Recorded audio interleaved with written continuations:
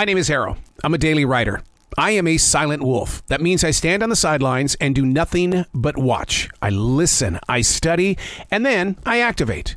I call it the Daily Mess, a chronological walk through an everyday world. Yes, it's my morning writing. As a receiver of thoughts and ideas, we as people tend to throw it to the side. Oh, we'll deal with it later. When a subject arrives inside of me, it's time to dig in. It's still keeping a journal, but doing the research paints a clearer picture inside my imagination. This is the Daily Mess. Observation number 9.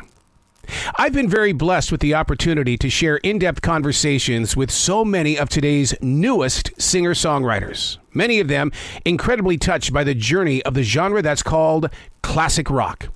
The format itself was developed by radio from the days of AOR, album-oriented rock. Its true time period is the 1960s through the mid-1990s.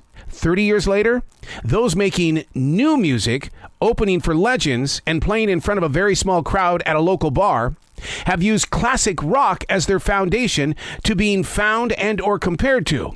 Yet, the radio stations that continue to play classic rock, that sound that brought Skynyrd together with Zeppelin, Fleetwood Mac, AC/DC, and even Van Halen, they can't seem to find the room to invite new artists like Drew Cagle, Tony Cardenas, and even Grin Cynic to their stage. A recent article states that FM radio has added a lot of new bands to their classic rock format.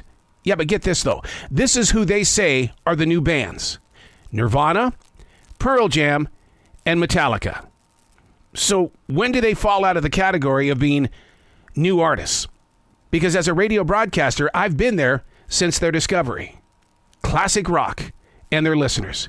Guess who one of their top listeners is? Generation Z.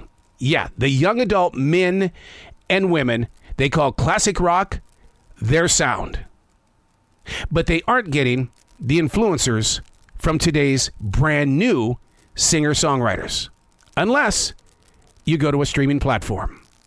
When will classic rock embrace those that have been heavily influenced and inspired by the greats that made it right between 1960 and the mid-1990s?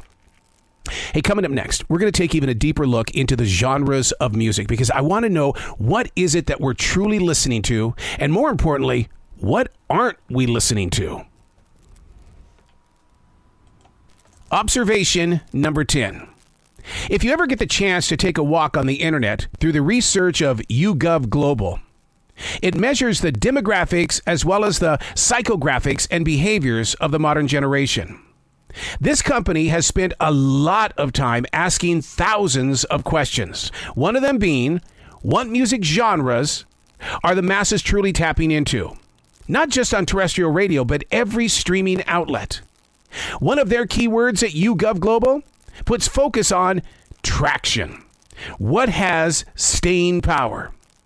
Well, here are the top 5 genres of music that we're tapping into from number 5 to number 1. At number 5, classic rock. Then comes dance, R&B, hip hop, and at number 1, pop music. Even today, pop music. That's not deep enough for me, though, because if we're going to talk about the cream of the crop, the best of the best songs and styles, what genres of music are sitting on the bottom of the list at YouGov Global with all of their beautiful research?